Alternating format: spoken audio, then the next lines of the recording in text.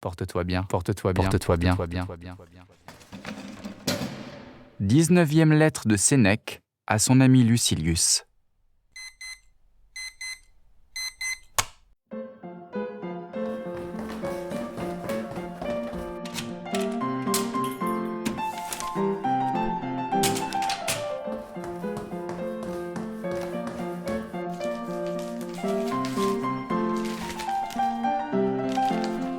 Mon cher Lucilius, je tressaille de joie chaque fois que je reçois de tes lettres. Elles me remplissent d'un bon espoir. Ce ne sont plus des promesses, ce sont des garanties. Persévère, je t'en prie, je t'en conjure, car qu'ai-je de mieux à demander à un ami que de le prier pour lui-même? Dérobe-toi, s'il est possible, au tracas de tes affaires. Sinon, romps avec elles. Voilà bien assez de jours gaspillés. Commençons, vieux que nous sommes, à plier bagages.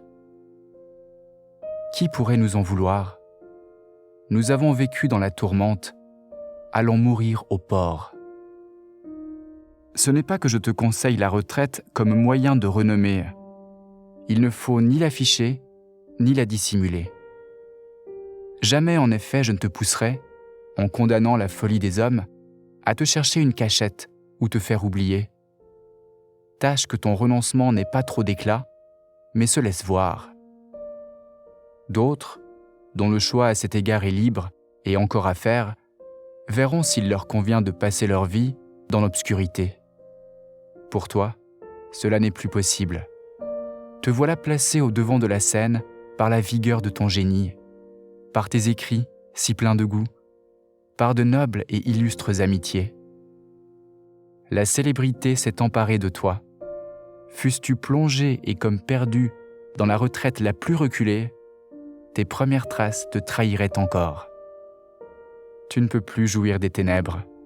Tu emporteras n'importe où tu fuiras presque tout l'éclat de ton passé.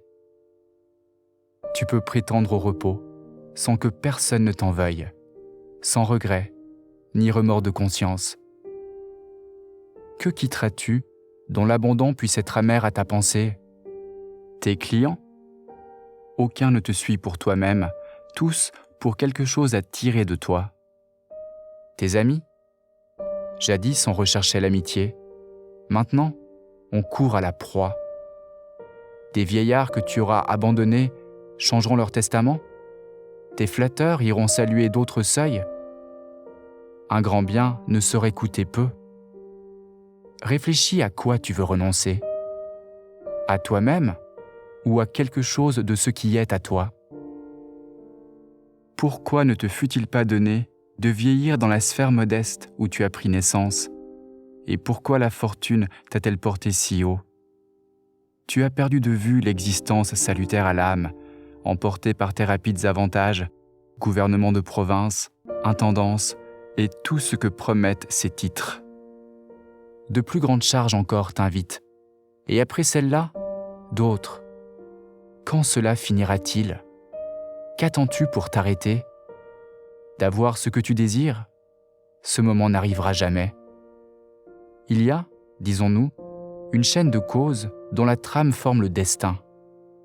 De même, il y a une chaîne des désirs. La fin de l'un en fait naître un autre. La vie où tu es plongé est telle que jamais d'elle-même elle ne terminera tes misères et ta servitude. Dérobe aux joues ta tête meurtrie. Mieux vaudrait qu'elle fût tranchée une fois qu'incessamment courbée. Si tu reviens à la vie privée, tout y sera sur une moindre échelle, mais te satisfera pleinement. Ce que ne font pas aujourd'hui les torrents de jouissance qui affluent chez toi de toutes parts.